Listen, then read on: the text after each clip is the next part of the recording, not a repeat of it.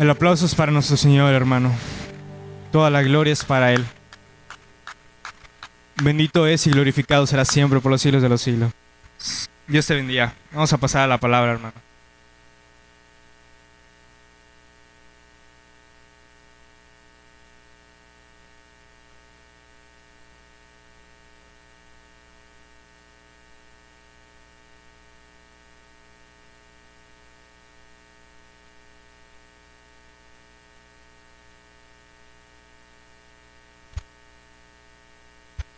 Gracias al Señor.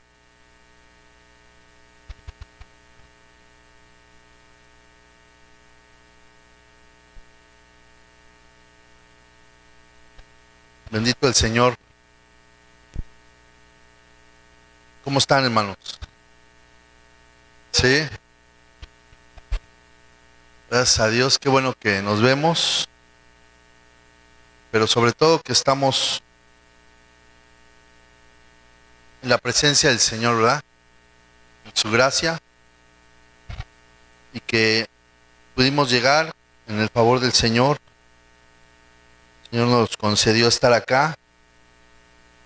Y pues nos gozamos, hermanos, de que podamos estar juntos en la gracia de Dios. Vamos a disponernos. Yo creo que estoy seguro que estás dispuesto, pero vamos a darle gracias al Señor por ese tiempo que nos da, en su misericordia, ¿verdad? De estar juntos. Amén. Gloria a Dios.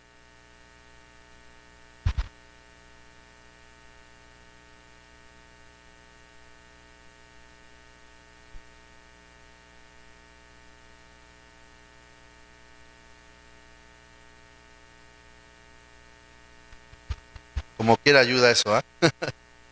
Gloria a Dios. Bueno, hermanos, vamos a ir a la palabra.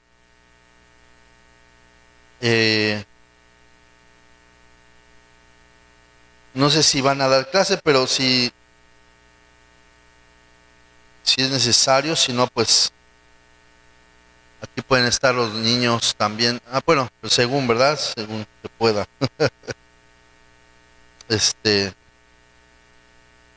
Hoy vamos a hablar, hermanos, estuvimos hablando de los ángeles, ¿verdad? Y de los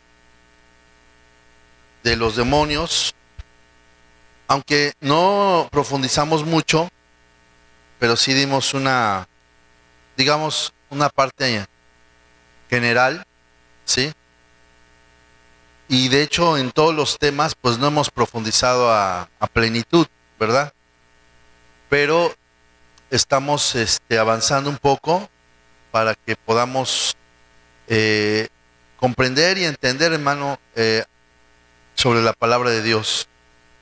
Y también entender un poco lo que significa la teología, que no es otra cosa más que el estudio de la palabra, ¿verdad? Hay teología que está, hay tres partes, ¿verdad? Muy significativas de la teología. Una es la bíblica, que es enteramente, digamos, el texto bíblico, ¿verdad? Esa es la teología bíblica, el texto bíblico, sin salirse de lo que dice el texto bíblico, la palabra de Dios, ¿verdad?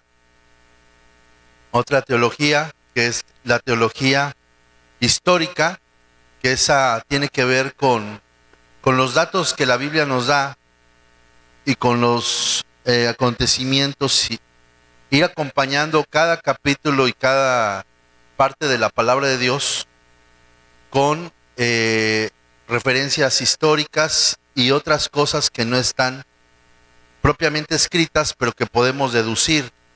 Entonces eso se llama teología histórica, ¿verdad? Donde complementamos el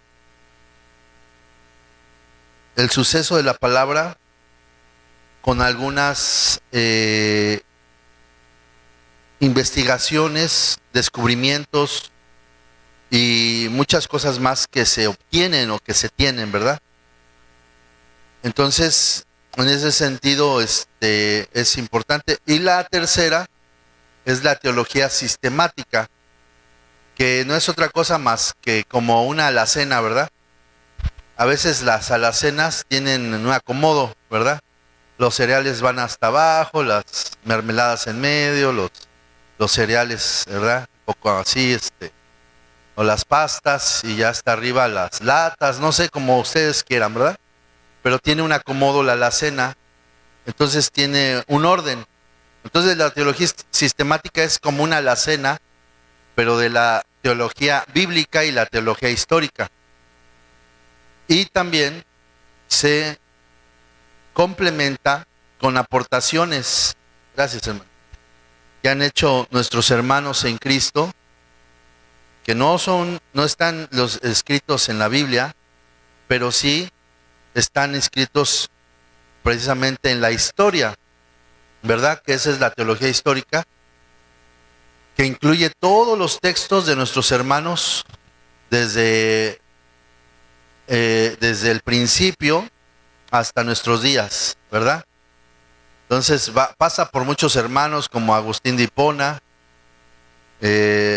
por muchos hermanos como los que hemos conocido, que son muy famosos para la Reforma, que es Lutero, Calvino, y ya más recientemente Spurgeon y otros hermanos que son muy famosos, pero son cientos de hermanos, no son nada más ellos, son cientos, son muchos, y todos los que han aportado algo para el entendimiento y la comprensión de la palabra de Dios, que han sido bendecidos por el Señor a través del Espíritu Santo, ¿verdad?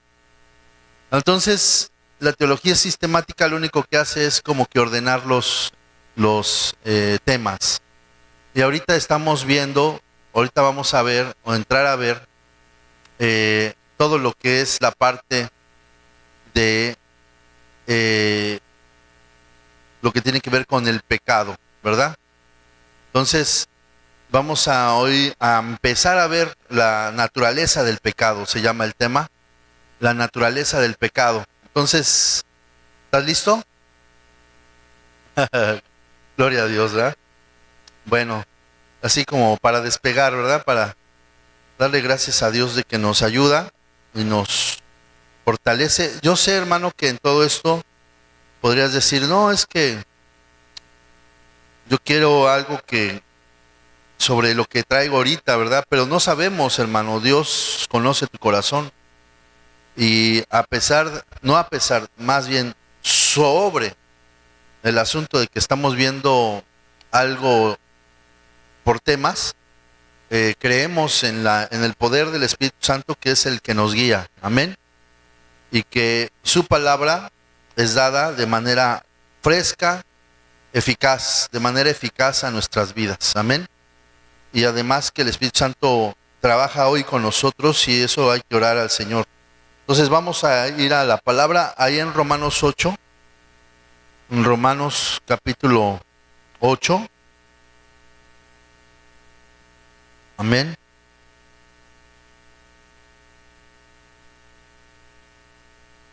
Gloria al Señor. Hablar del pecado, bueno, es súper amplio, ¿verdad? Es súper amplio, pero vamos a empezar a ver apenas algo. ¿Sí? No sé si gusten, no sé,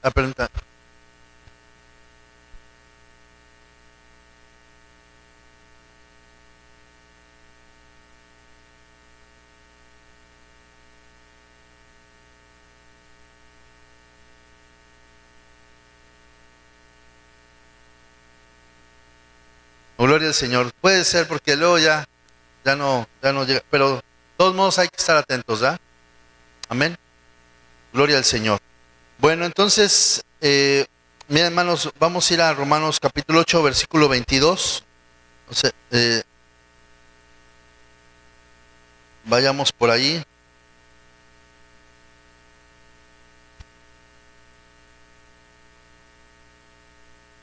Romanos 8, que es tan famoso. Bueno, algunos hasta ya se lo saben, ¿verdad?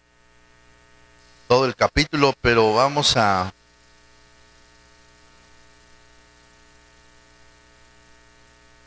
leer ahí en el 22.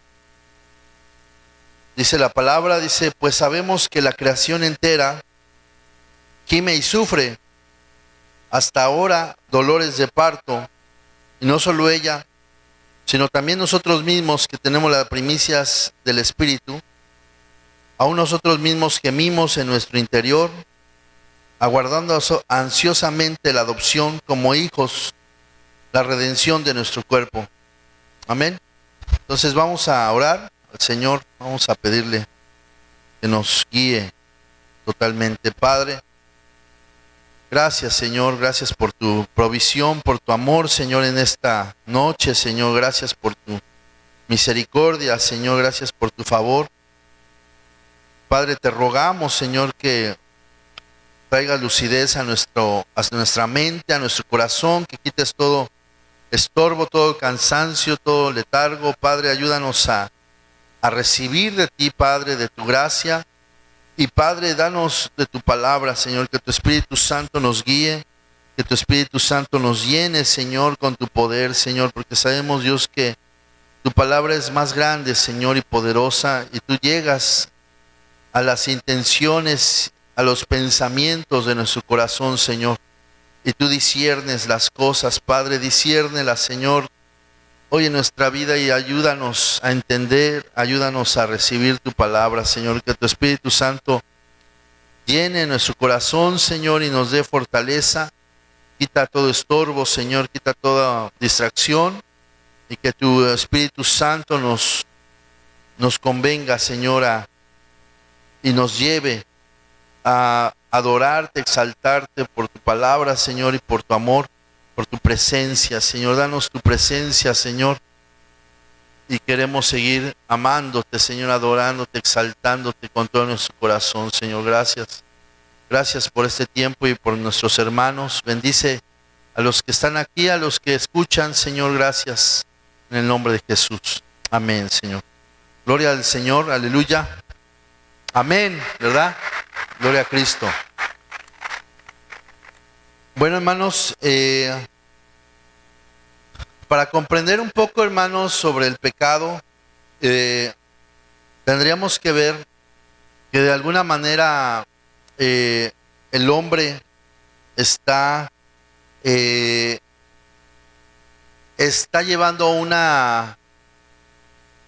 digamos, una relación, ¿sí? O cuando en el fútbol se ponen un equipo, ¿a qué se refiere la alineación? ¿Qué es la alineación del equipo? Ustedes que saben, ¿qué es la alineación?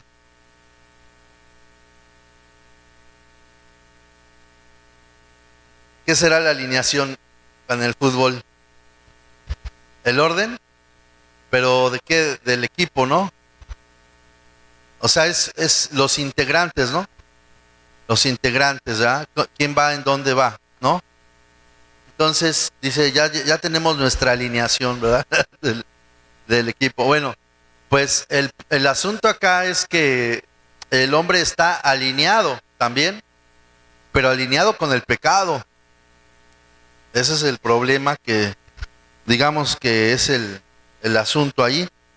Entonces, primeramente, teníamos una naturaleza sin pecado cuando estaba Adán y Eva en el Edén, pero ahí en esa naturaleza, recordemos que cayó, la naturaleza de Adán y Eva cayó, y cayó en pecado. Entonces, ¿qué será pecado? Es de suponer y es de entender que en el Edén no había pecado, ¿verdad?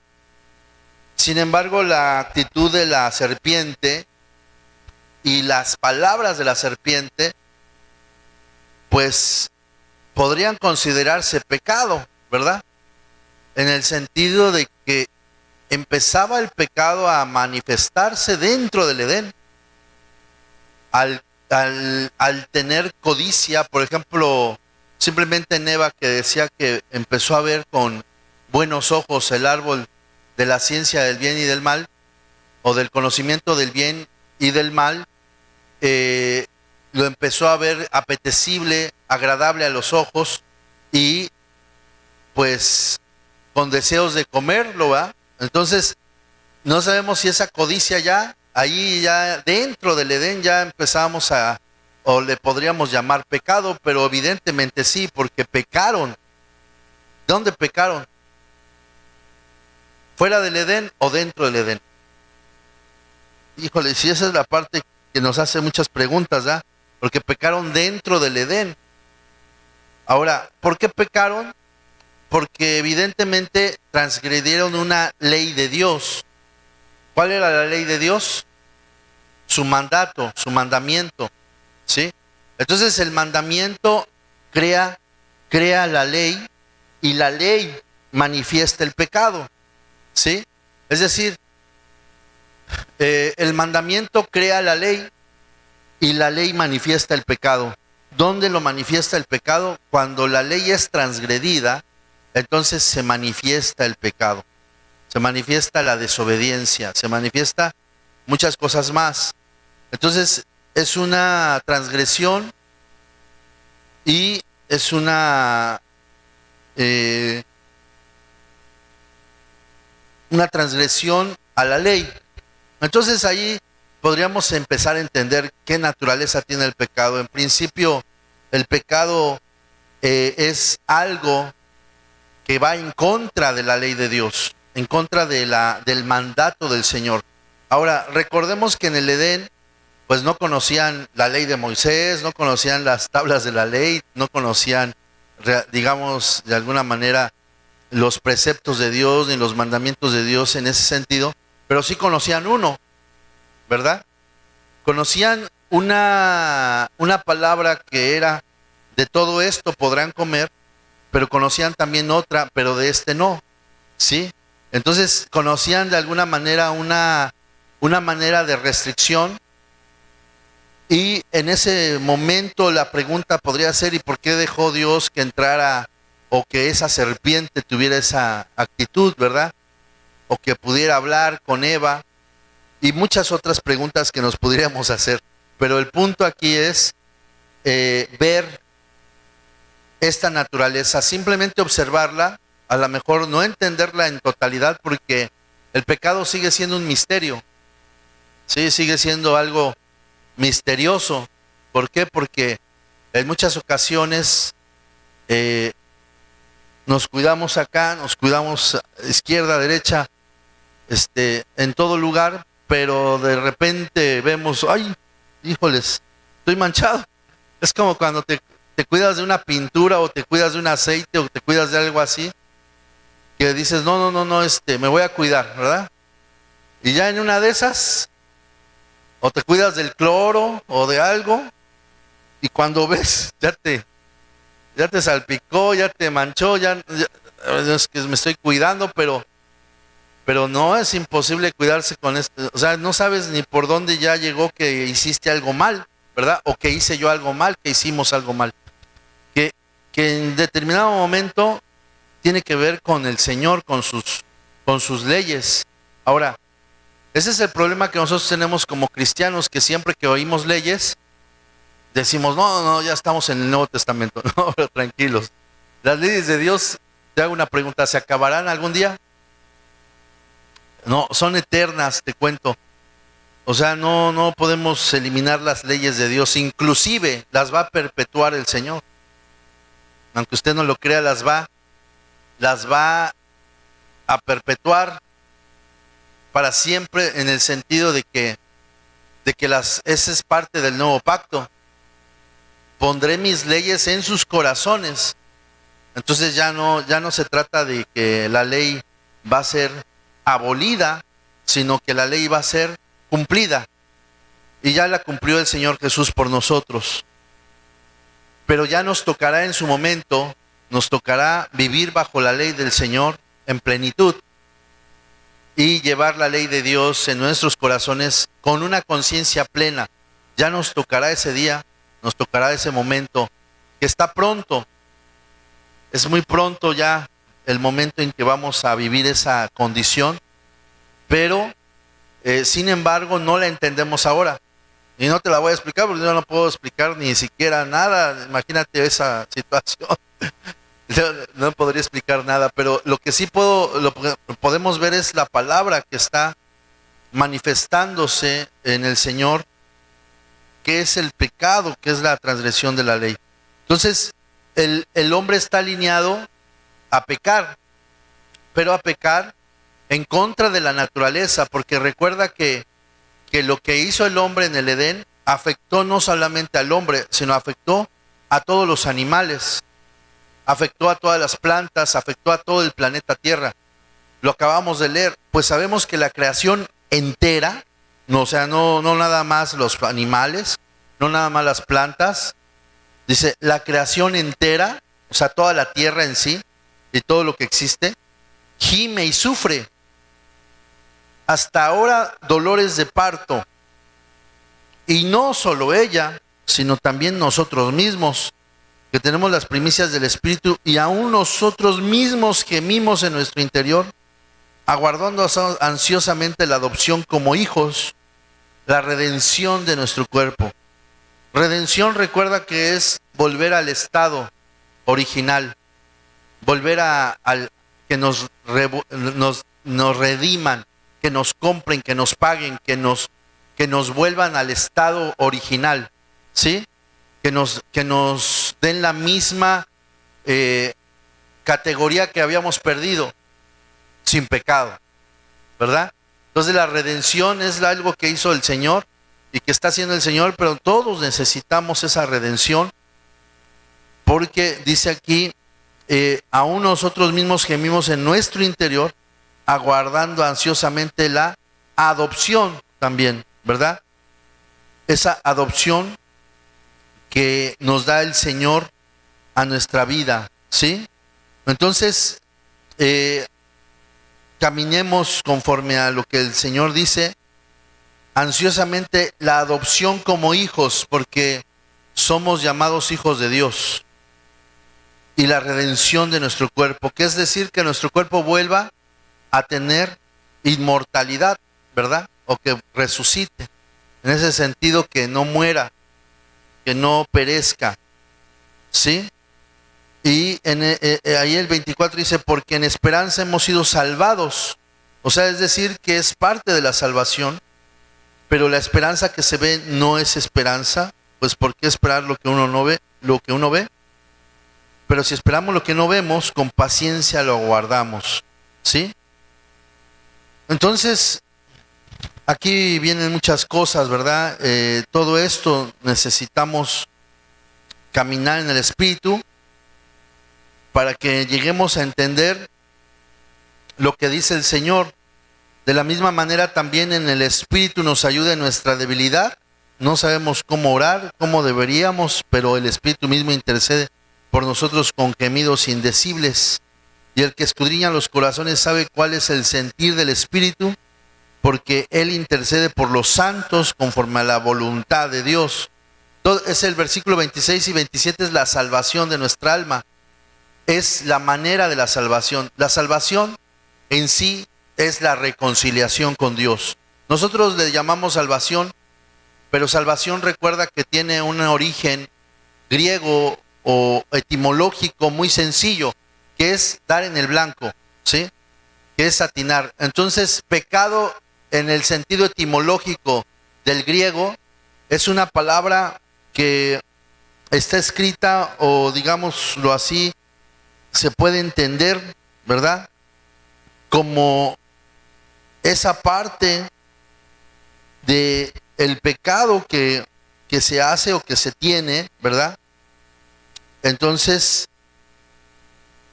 amartía con H inicial, o sea, una H como la primera letra. Amartía es la palabra de pecado en griego, que significa fallar. y se usa en la arquería. Es una palabra que viene del término de los arqueros, que cuando no daban en el blanco, entonces ¿qué cosa? Fallaban. Entonces, pecado significa fallar, o fallo, o falta, ¿sí? O fuera de, falta, fallo, falta, fuera de sí, es decir, no dar en el blanco. Eso es pecado en un término etimológico, ¿verdad? Cuando el arquero no da donde debe de dar.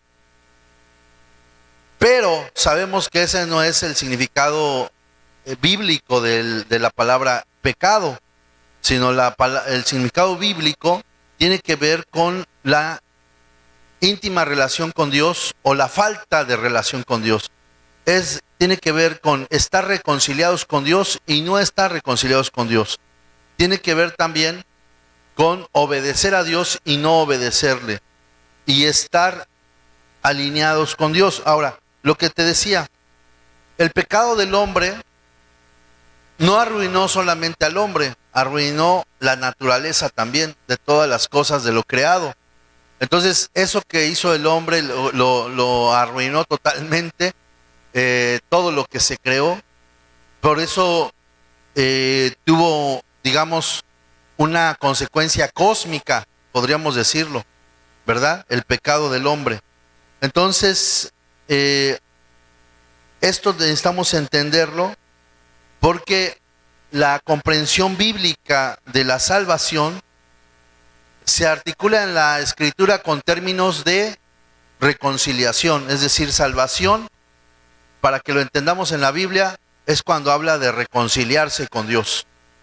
Cuando nosotros nos reconciliamos con Dios, entonces podemos decir que tenemos salvación. Pero no puedes tener salvación si no tienes una reconciliación con el Señor. Es decir, o la salvación permanece si estamos reconciliados con Dios.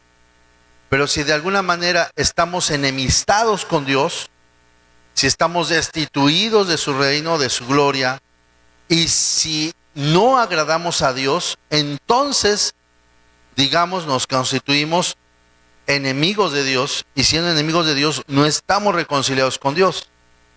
Y la Biblia aquí en Romanos 8, Romanos 9, sí nos dice que estar reconciliados con Dios es no ser enemigos de Dios. Y para no ser enemigos de Dios tenemos que vivir en el Espíritu. Pero el que vive en la carne se constituye enemigo de Dios y permanece destituido de la gloria de Dios, y el pecado permanece en él. Y si el pecado permanece en él, entonces también, como consecuencia, tiene muerte, no vida. Entonces, el que permanece en el Espíritu tiene vida y como consecuencia, vida eterna. ¿Sí? Entonces está íntimamente ligado, ¿te das cuenta? Que tengamos nosotros una reconciliación con Dios no es decir, Señor, yo estoy bien contigo. No sé si me estoy dando a entender. Estar reconciliado con Dios no significa, Señor, estoy bien contigo, tú y yo somos amigos, tú y yo somos uno. Sí, siempre y cuando no vivas en la carne, y vivas en el Espíritu, o vivamos en el Espíritu y no en la carne. ¿Qué es vivir en la carne? Es pensar y poner tu mente en las cosas de la carne. Y las cosas de la carne ya las conocemos, son todo lo que es malo, todo el pecado. Pero poner las cosas en la mente, en las cosas del Espíritu, es vida y paz, imagínate. Entonces, pero nosotros continuamos en la necedad a veces de vivir en las cosas de la carne. Entonces, digamos que es un poco complicado asegurar algo cuando nosotros no tenemos una vida en el Señor. Entonces, asegurar algo es realmente entender la naturaleza del pecado. El pecado tiene un objetivo: vivir en nosotros o estar en nosotros, o más bien estar en nosotros, no vivir, sino estar en nosotros sin que nosotros lo detectemos, sin que nosotros lo aborrezcamos,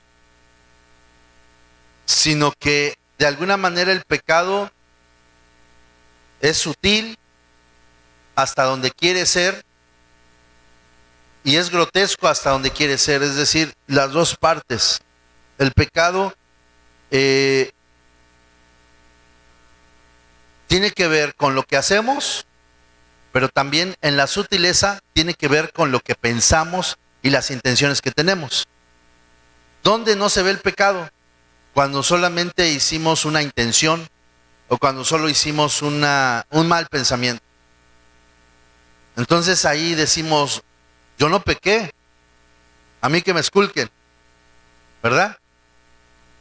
No, pues sí es cierto, no pecó, pero no es cierto, porque para el Señor el pecado está desde el pensamiento, desde la intención, desde el pensamiento, ahí está. Entonces ahí sí, es cuando decimos, no, yo no peco, ándale pues, pero tienes que ver tu intención. Ahora, la reconciliación es necesaria solo cuando existe una alineación o un alejamiento de Dios, ¿sí? Es decir, el hombre está, después de la caída, se aleja y hay un alejamiento entre el hombre y la naturaleza después de la caída. Entonces, ese alejamiento es evidente porque el jardín del Edén también era una parte, era una creación de Dios, si te das cuenta, y tenía una gloria, pero el Señor los destituyó de esa naturaleza y de esa gloria. Era una naturaleza especial la que estaba en el Edén. Entonces, después, el hombre mismo se enemista, tiene una enemistad no solo con la naturaleza, sino con Dios, con nuestro Señor, que es evidente. Después tiene una enemistad contra otros hombres, contra otros seres humanos. Cuando estaba Adán y Eva no lo notamos tanto, pero cuando vino Caín y Abel, entonces notamos que ya había un alejamiento y una naturaleza de pecado del hombre contra el hombre, de Caín contra Abel, ¿sí te das cuenta? Después sigue avanzando esto y entonces viene una caída del hombre en sí mismo, ya no contra otro, sino contra él mismo.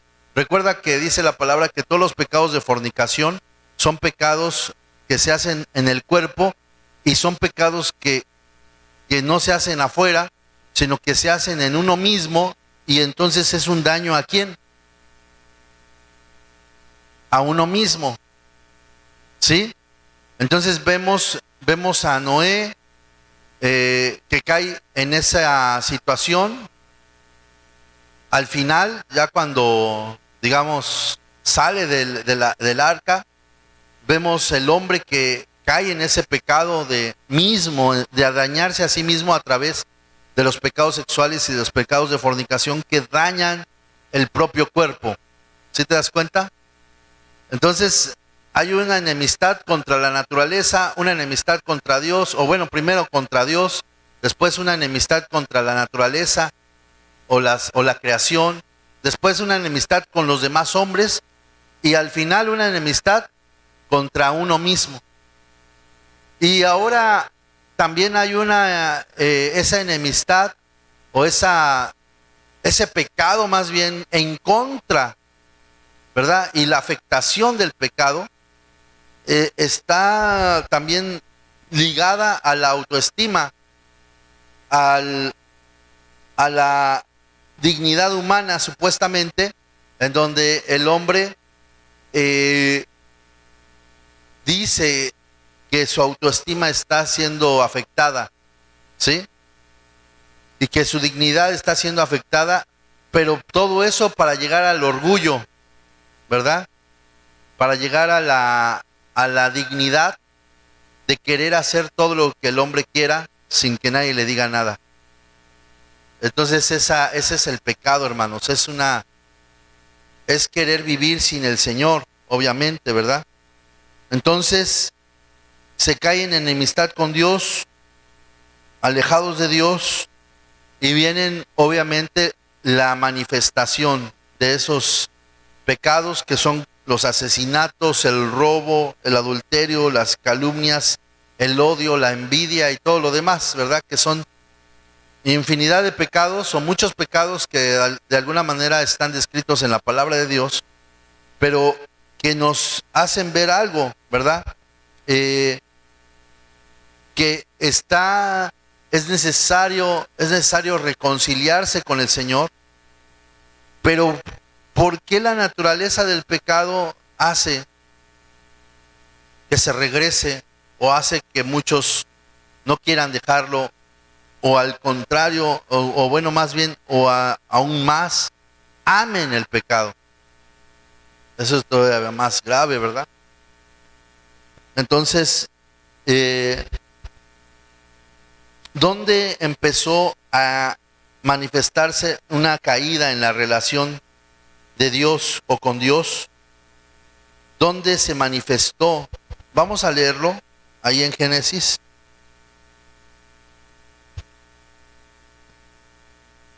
¿Estamos avanzando, hermanos? Bueno, en el tiempo, ¿verdad? Estamos avanzando en el tiempo porque ya rápido se va, pero vamos a Génesis, hermanos. En el capítulo 3, ¿sí?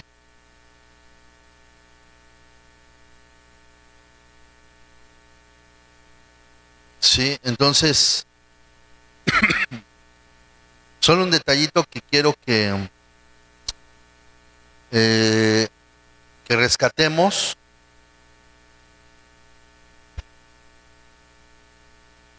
¿Sí?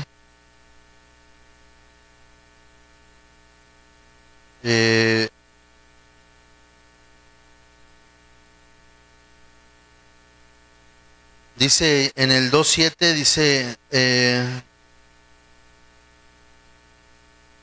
entonces el Señor Dios formó al hombre del polvo de la tierra y sopló en su nariz el aliento de vida, y fue el hombre un ser viviente. Y el Señor Dios plantó un huerto hacia el oriente en Edén, y puso allí al hombre que había formado. El Señor Dios hizo brotar de la tierra todo árbol agradable a la vista y bueno para comer. O sea, los árboles agradables a la vista eran todos, ¿verdad? Que los que sí podían comer y buenos para comer. Asimismo, en medio del huerto hizo brotar el árbol de la vida y el árbol del conocimiento del bien y del mal, o sea, los dos árboles. Y ahí sigue, dice el 15, dice, el Señor Dios tomó al hombre y lo puso en el huerto del Edén. ¿Para qué cosa? Para que lo labrase o lo cultivara y lo cuidara. Entonces, ¿cuál es la relación primera de Dios? El trabajo, hermano. Ese es el origen, digamos, ahí empieza toda la situación. Porque Dios le pone a Adán trabajo. Entonces, en el trabajo no había cansancio, en el trabajo no había fastidio. Entonces, de alguna manera, el trabajo no es una situación de la caída del hombre, sino que el trabajo es una situación de la vida con Dios. ¿Sí me explico? ¿El trabajo se va a acabar? No, al contrario, el problema donde se manifestó el pecado fue en el trabajo. ¿Sí? Es decir, el trabajo es algo que el Señor tenía contemplado para la eternidad. Es decir, ese era el ideal. Imagínate, el Señor paseando en el Edén y el hombre sin tener temor de estar desnudo y obedeciendo al Señor. Obviamente ese es el Génesis al que tenemos que llegar, ¿verdad? O que tenemos que regresar. Pero el trabajo es algo tan bendecido, tan especial, que de alguna manera esa es la parte que el Señor quería enseñarle al hombre, el trabajo, ¿sí? Y no solo eso, sino que se manifestó el Señor ahí de una manera muy especial y se crea una relación muy, digamos, llena de la presencia de Dios. Ahora, el mismo Señor dice, mi Padre trabaja y yo trabajo, ¿verdad?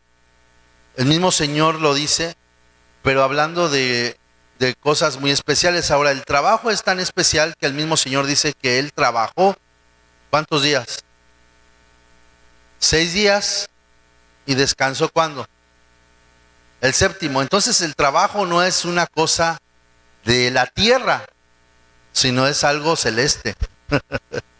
Es algo celestial, ¿sí?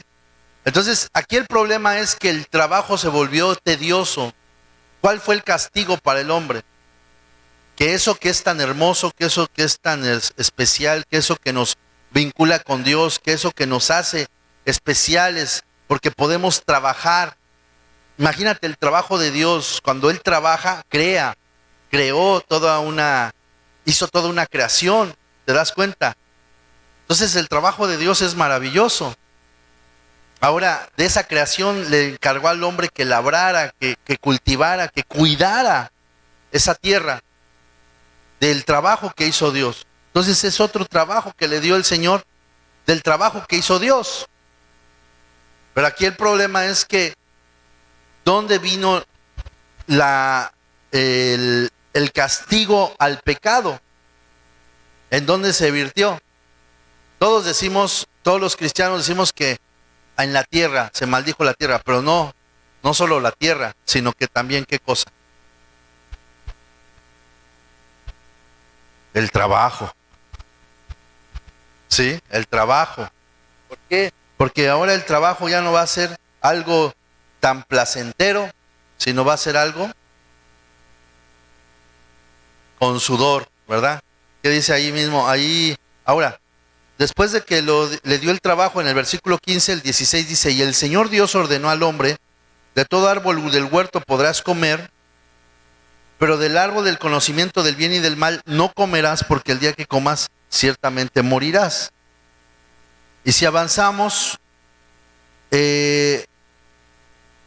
sí, entonces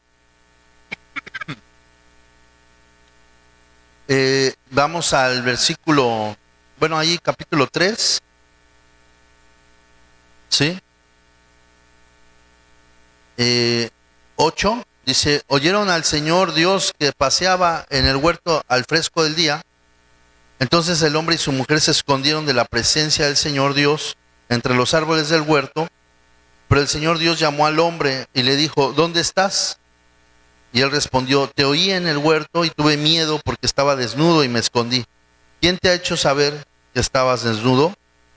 Le preguntó Dios, ¿has comido del árbol del cual yo te mandé que no comieras? El hombre respondió, la mujer que tú me diste por compañera me dio del árbol y yo comí. Entonces el Señor dijo a la mujer, ¿qué es esto que has hecho?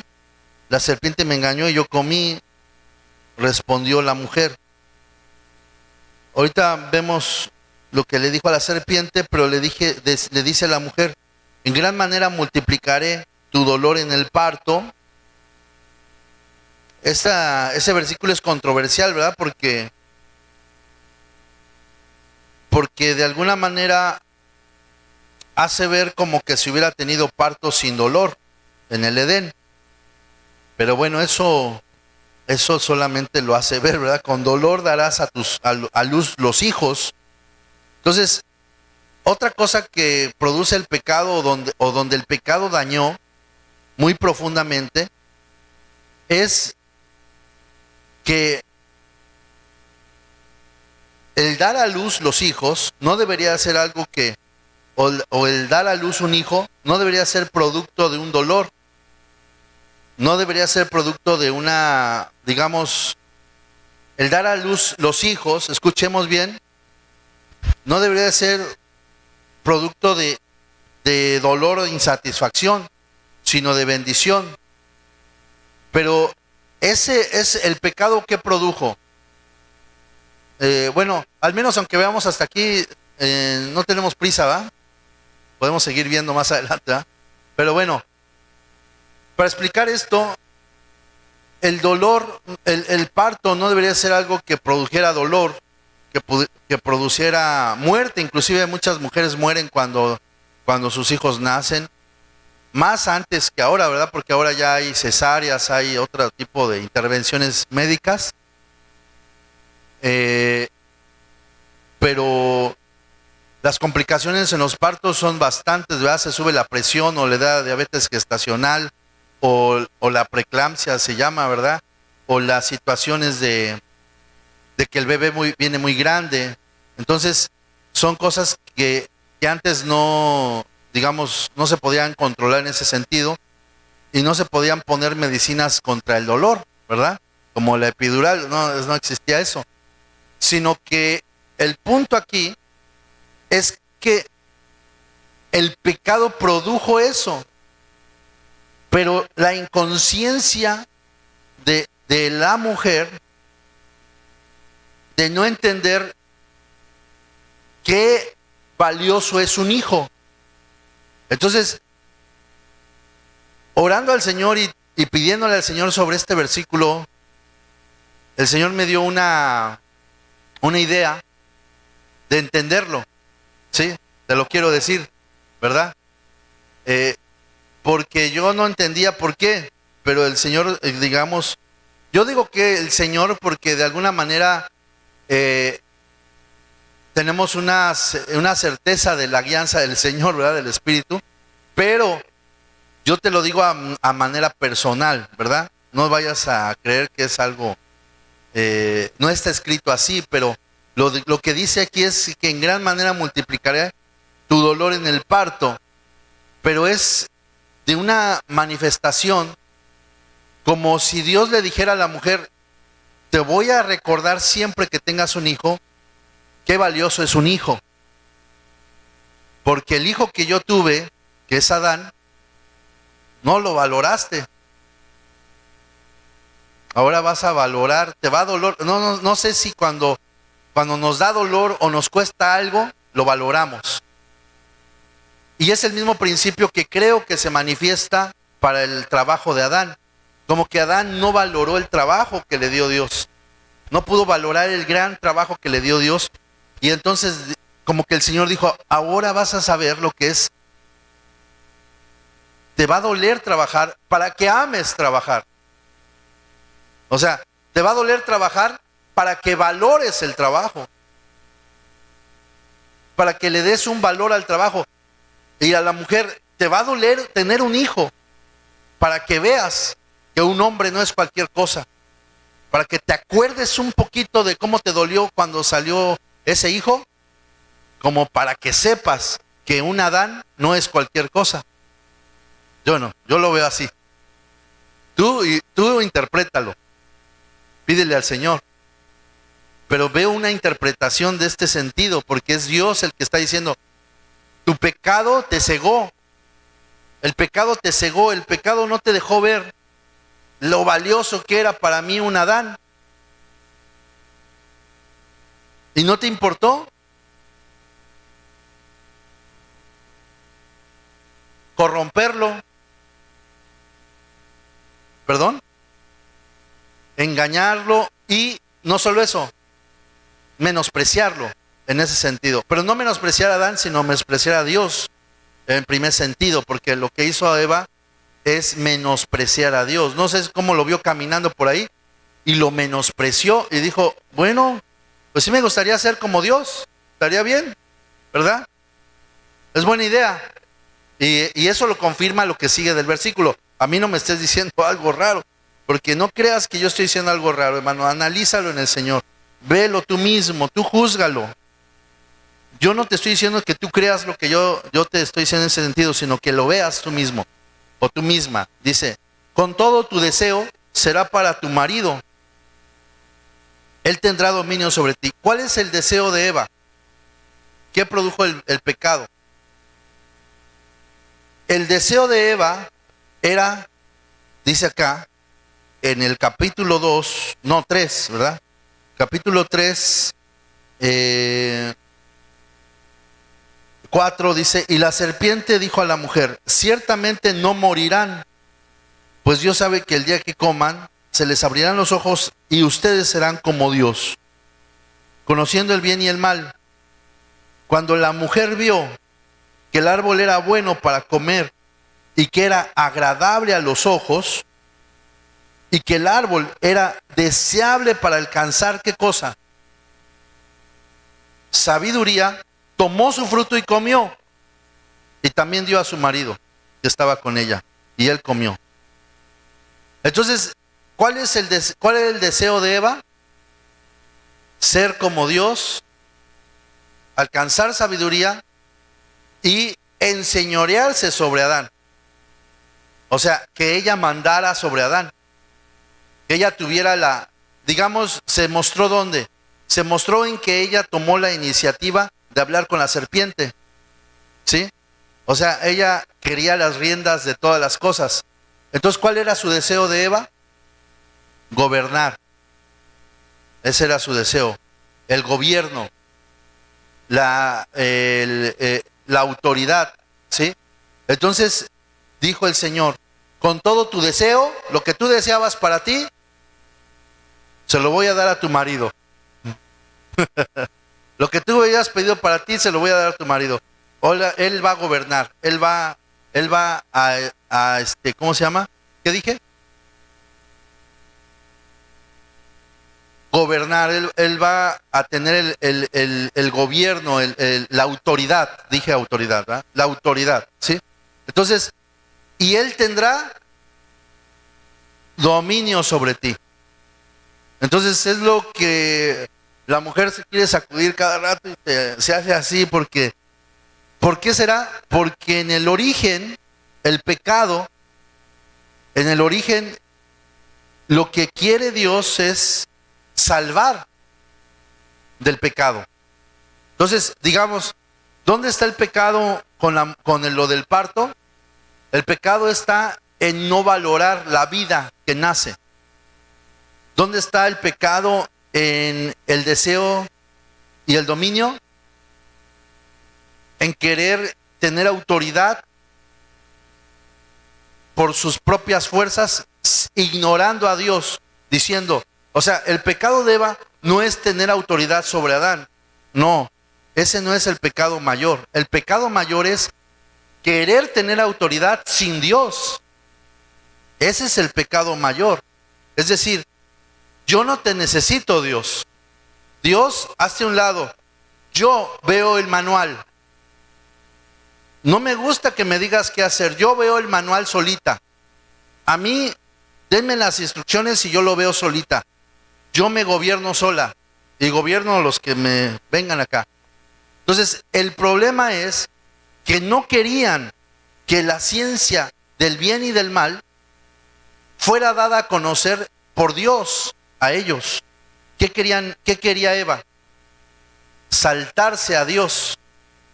Decir, no quiero o no creo o no sé qué podríamos pensar.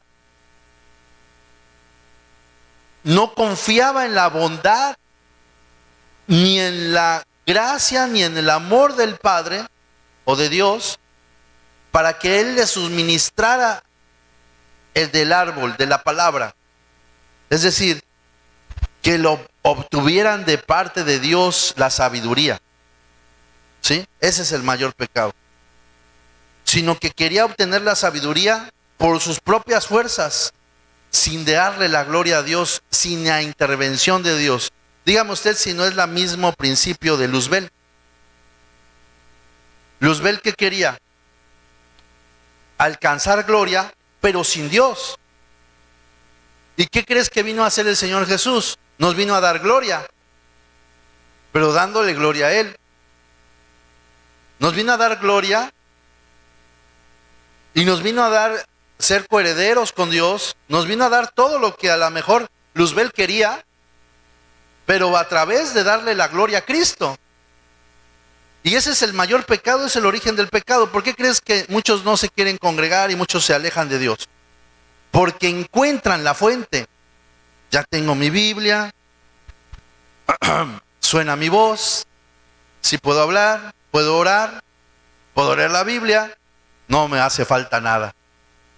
Ya no necesito la iglesia, ya no necesito la autoridad de un pastor, ya no necesito la autoridad de nadie, ni la autoridad de mis hermanos, porque dice la palabra que nos sujetemos unos a otros como hermanos, ¿verdad? Ya no necesito la autoridad de mis hermanos, no necesito la autoridad de un ministro, no necesito la autoridad de la iglesia, ya no necesito nada. ¿Puedo hablar? Sí. Dios, ¿sí me escuchas? Sí, bueno, Señor, ¿sí me estás escuchando? Tengo la Biblia, no necesito nada. Me puedo saltar las trancas que quiera porque ya descubrí el secreto del pastor, descubrí el secreto de los ministros y de la iglesia, la Biblia, la oración. Pero ese no es el punto, hermano. El punto es querer tener una propia iniciativa sin dejar que Dios te dé su palabra. Sin dejar que, digámoslo así, no quiero que me des nada tú, Señor, sino que yo lo agarro todo. Yo agarro lo que quiera. ¿Te das cuenta que es un principio que está en Génesis? Que está desde el origen. Yo creo que lo más valioso para nosotros es que Dios nos diera una cosa, aunque sea una cosa, pero que nos las da el Señor. Que nos los dé el Señor, que sepamos que viene del amado, que amemos al Señor, que tengamos devoción al Señor y que digamos, Señor, yo quiero recibir todo de ti. Lo que dijo Moisés, lo que vimos el domingo. No quiero nada, Señor, si tú no estás con nosotros. No quiero que me saques de aquí, mejor déjame aquí si no estás conmigo. Yo no quiero ser el gran líder ni el que salga con un pueblo si tú no vas con nosotros. ¿Y qué dijo Dios? ¿Le pareció la idea? Pues sí, gloriosa idea, porque el Señor hasta iba haciendo campamento con ellos. Principio en la tienda de reunión con Moisés y después en el tabernáculo. Pero esa es una señal de que Dios quiere que le digamos, Señor, yo no quiero hacer nada yo quiero que tú lo hagas en mí. Yo quiero, Señor, que tú estés conmigo, que yo lo haga las cosas, pero porque tú estás, lo hermoso de comer algo es que tú me lo das. Es ver tus ojos, es ver tus manos, es ver, iba a decir tus ojitos, ¿verdad? Pero gloria al Señor. Pero ver los ojos del Señor en que Él nos da algo. Es decir, lo más que queremos es la compañía del Señor. Creo que lo más valioso de la mesa del Señor no es la mesa, no son los elementos, sino la compañía de Cristo. Eso es lo valioso. Eso es lo que nos quiso decir el Señor. A ver, lo valioso no es que te tomes un agua, lo valioso no es que hagas esto, sino lo valioso es que estés con tu hermano, que estés con los que amas y los que Él ama. ¿Sí te das cuenta? Y siempre ha sido así. Alguna vez lo hemos descubierto en nuestra familia, lo hemos descubierto en nuestra vida, pero después lo desestimamos, pensamos que es cualquier cosa. No, hermano, ese es el origen. Digamos que el pecado, la naturaleza del pecado es sacar a Dios de nuestros asuntos. Aunque los hagamos bien, no sé cómo decírtelo. Eso es algo bien complicado, hermano, de explicar eso. Aunque hagamos algo bueno, pero sacar a Dios del asunto. Es como los que hablan muchas cosas de los principios bíblicos y son motivadores, son, ¿cómo se llama? Sí, motivadores, psicólogos y todo eso. Y dan los principios bíblicos, pero sacando a Dios de la gloria del Señor. No dándole la gloria al Señor, sino diciendo los principios que la palabra dice, pero desestimando al Señor en todas las cosas. Eso es lo peor, ¿sí o no? Podríamos decirlo, es lo peor que podríamos ver. ¿Por qué? Porque es cuando quieren todo lo que tiene Dios, pero sin Dios. ¿Sí? Esa es la parte que deberíamos de ver, que aunque se hagan cosas buenas, pero si no se hacen para Dios, no son buenas. Es más, recuerda que Dios es ¿qué? Amor. Y lo dice la palabra. Si tú hasta das la vida por otro, pero no tienes a Dios, o sea, amor, ¿sirve de algo? Cuando se hacen cosas buenas, esa es una lista de cosas buenas, pero son todas esas cosas buenas que dice, pero si tú a esas cosas buenas le quitas el amor, no sirven de nada, son desestimadas. ¿Por qué? Porque lo que importa son las cosas buenas o Dios. Dios, entonces sí, las cosas buenas. ¿Sí me explico? Es decir, la única manera de hacer cosas buenas es cuando las hacemos en Dios. Y es Dios quien las hace en nosotros. Pero aunque hagamos cosas buenas, si sacamos a Dios de lo que hicimos bueno, entonces ¿es bueno? No, es malo, se convierte en malo. Aunque hicimos algo bueno. Es como los que dicen, pero si en tu nombre echamos fuera demonios y sanamos enfermos. Sí, pero sacaron a Dios de eso bueno que hicieron. Porque le dieron la gloria a ellos mismos y se la dieron a ellos mismos y se envanecieron ellos mismos y dejaron de darle la gloria al Señor. Porque en su lenguaje se ve, en vez de que dijeran, Señor, tú sanaste a los enfermos y tú sacaste demonios, a través de nosotros nos usaste para hacerlo, pero tú lo hiciste, Señor. Eso es muy diferente a que en tu nombre hicimos. No, pues ya, estamos fritos. Si nosotros hicimos algo, estamos fritos y pensamos que lo hicimos nosotros. Tenemos que entender que es Dios el que lo hace. Ese es el principio del pecado. Sacar al Señor, esa es la naturaleza del pecado, sacar al Señor de las cosas que parecen buenas. Y de las cosas obviamente que son malas, ahí no está el Señor. Pero vamos a seguir, ya nada más terminamos con eso. Entonces el Señor le dijo a Adán, por cuanto has escuchado la voz de tu mujer y has comido del árbol del cual te ordené diciendo, no comerás de él, ahí viene una maldición. Maldita será la tierra por tu causa. Con trabajo comerás de ella todos los días de tu vida. Espinos y cardos te producirá y comerás de las plantas del campo. Con el sudor de tu rostro comerás el pan hasta que vuelvas a la tierra, porque de ella fuiste tomado, pues polvo eres y al polvo volverás. Entonces te das cuenta dónde se vertió la consecuencia del pecado. Se vertió en la tierra y también en el trabajo que tenía que hacer Adán. ¿Dejó de trabajar? No. Dios no le quitó el trabajo. ¿Dios le quitó a la mujer? Tampoco. O sea, no le quitó ni el matrimonio ni le quitó el trabajo, sino que cambió la condición. Tuvo que valorar. Y ese dolor del trabajo iba a hacer que valorara cuán hermoso era trabajar para Dios sin el dolor, sin el sudor, y que no lo valoró. Entonces, ¿cuál es el problema del pecado? Que no valoramos lo que Dios nos da.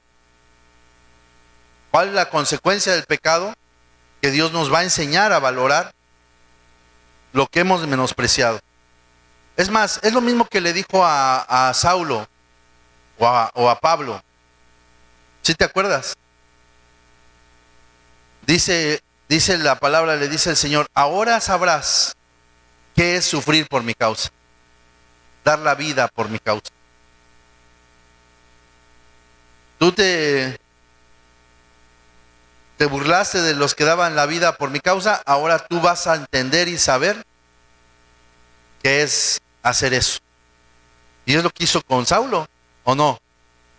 Le enseñó con creces, yo digo que con creces, le enseñó qué era servir a Dios. ¿Sí o no? Si alguien supo que era servir a Dios, fue Pablo. ¿Pero por qué? Porque menospreció lo que Dios le había dado. Entonces ahí hay muchos principios gloriosos que tenemos que entender. Lo que nos da Dios hay que valorarlo, hermanos. Porque cuando no lo valoramos, ¿qué va a pasar? Nos va a enseñar con creces lo valioso que era. Y esa es una disciplina del Señor. Pero nos salva, nos libera, porque es Cristo el que nos da la redención. Amén. Bueno, hasta ahí vamos a dejar, hermano. Podríamos seguir, pero ya el tiempo no nos da. Vamos a orar. Y esperando que esto empiece a reflexionar tu corazón sobre la naturaleza del pecado,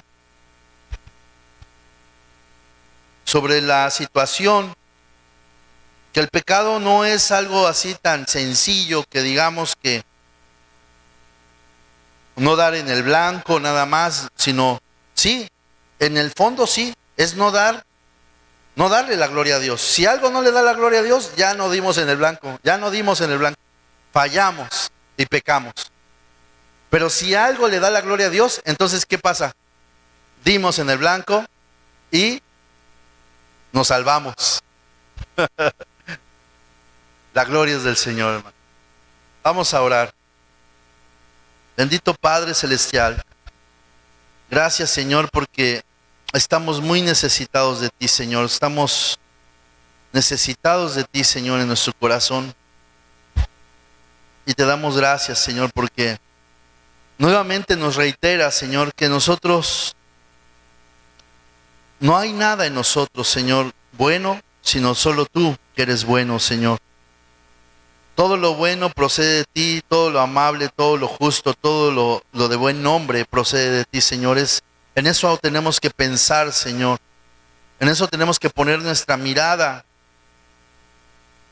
Que todas las cosas que tú has hecho maravillosas, Señor, son de bendición. Pero tú, Padre, quieres enseñarnos, quieres hacernos ver tu gracia y tu amor, Señor. Enséñanos tu palabra, Señor. Enséñanos que todo lo que nosotros recibamos sea de tu parte, Señor. No solamente de nuestra intención, sino adorándote, Señor, a ti. Eso no quiere decir, Padre, que no vamos a leer la Biblia en nuestras casas, que no vamos a orar, no. Al contrario, más vamos a leerla y más vamos a orar, pero dándote la gloria a ti. Sabiendo que cuando leamos tu palabra, podemos orar y pedirte, Señor, que seas tú el que nos guíes, el que nos llenes, pero sin desestimar a nuestros hermanos, a tu iglesia, a los ministros, a la forma que tú hiciste, Señor, para venir por tu iglesia, Señor, porque tú vienes por tu iglesia, una iglesia santa, sin mancha, una amada tuya, Señor. Nosotros somos tu amada, somos tu iglesia, Señor. Nos quieres vestir de lino fino, blanco y resplandeciente, Señor, que son, el lino fino es de purísima calidad, es las obras de los santos que te dan la gloria a ti, Señor. Queremos darte la gloria a ti, Señor, y pedirte, Padre, y decirte que sin ti no podemos hacer nada, Señor. Como tú dices tu palabra, Señor, sin mí nada podéis hacer. Padre, libéranos de todo mal y que podamos entender en nuestro corazón también la naturaleza del pecado, que es no darte la gloria, la naturaleza del pecado, que es transgredir tu mandato, transgredir tu ley, es ir en contra de lo que tú has dicho.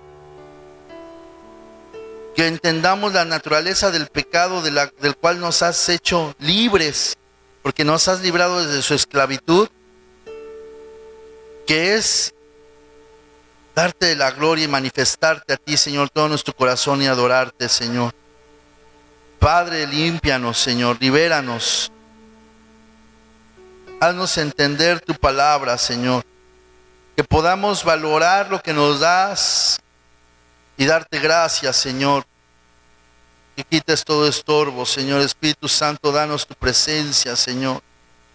Guíanos, Señor, con tu palabra, guíanos con tu gracia, porque todo lo que tenemos proviene de ti, Señor, del Padre de las luces, Señor. Padre, ten misericordia de nuestras almas.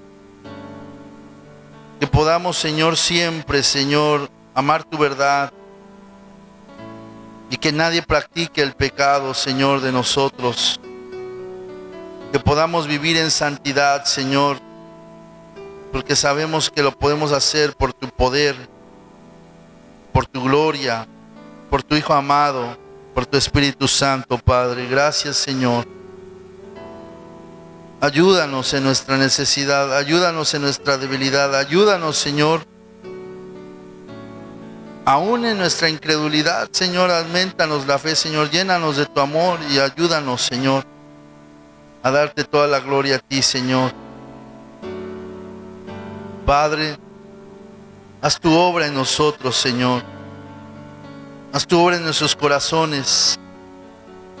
Que entendamos tu propósito, Señor. Que entendamos, Padre, que tenemos que caminar en ti, Padre. Gracias, Señor. Gracias, Padre, bendito Dios. Límpianos, llénanos de ti, Señor, en tu voluntad.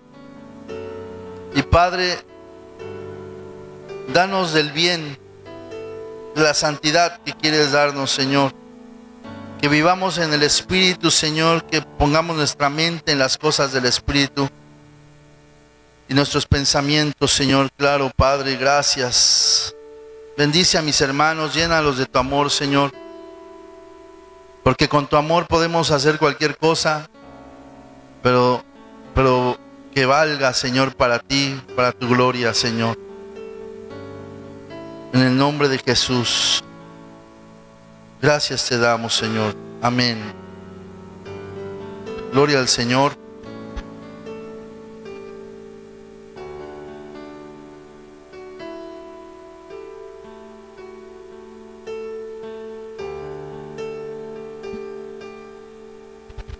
Señor, estoy aquí. Necesito